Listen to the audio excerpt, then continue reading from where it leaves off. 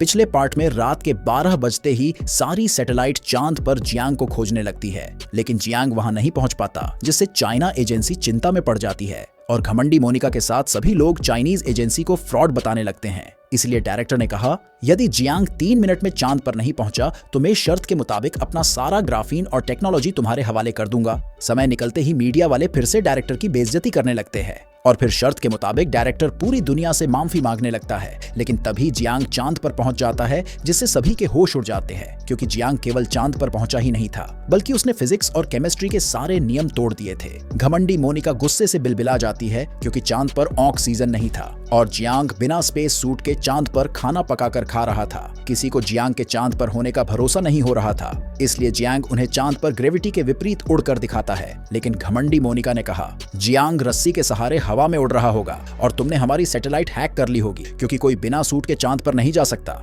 मियो ने कहा, तुम बिना सबूत के हमारे ऊपर इस तरह के घटिया इल्जाम नहीं लगा सकती। तब मोनिका ने कहा, 3 दिन पहले अमेरिका ने 3 एस्ट्रोनॉट को चांद पर भेजा था, जिनमें से एक मेरा पिता भी है, और उनके चांद पर पहुंचते ही मैं उनसे जियांग के चांद पर होने के बारे में कंफर्म करूंगी। लेकिन तभी डायरेक्टर ने कहा, क्या तुम उसी मिशन की बात कर रही हो जिसमें रॉकेट फेल होने से साइंटिस्ट चांद पर ही फंस गए हैं? मियो ने कहा, तुम्हें मुझसे माफी मांग लेनी चाहिए ताकि जियांग तुम्हारे पिता को वापस धरती पर ला सके। घमंडी मोनिका ने कहा, इसकी कोई जरूरत नहीं है, क्योंकि मैं तुम्हारे फ्रॉड को दुनिया के सामने एक्सपोज करके रहूंगी। मोनिका ने अपने पिता से संपर्क किया जो चांद पर तैर रहा था। पिता ने कहा, तुम्हें जल्दी हमें यहाँ से निकालना होगा, वरना हम लोग यही मारे जाएंगे। घमंडी लड़की ने कहा, वो हम बाद में देखेंगे, पहले तुम ये बताओ कि वहाँ कोई चाइनीज आदमी है क्या जो बिना स्पेस सूट के चांद पर खाना खा रहा हो? और जब पिता ने कहा यहाँ कोई नहीं है तो मोनिका फिर से डायरेक्टर की बेइज्जती करने लगी। मिंगो ने कहा, अगर आज अमेरिकन एस्ट्रोनॉट चांद पर नहीं होते तो तुम्हारा झूठ कभी भी दुनिया के सामने नहीं आता। लेकिन जब जियांग ने अमेरिकन एस्ट्रोनॉट के बारे में सुना तो वो रस्सी लेकर उन्हें खोजने चला गया। तभी घमंडी लड़की के पिता ने बताया कि कोई हमें कुत्तों की तरह घसीटते हुए ले जा रहा है। लड़की ने कहा,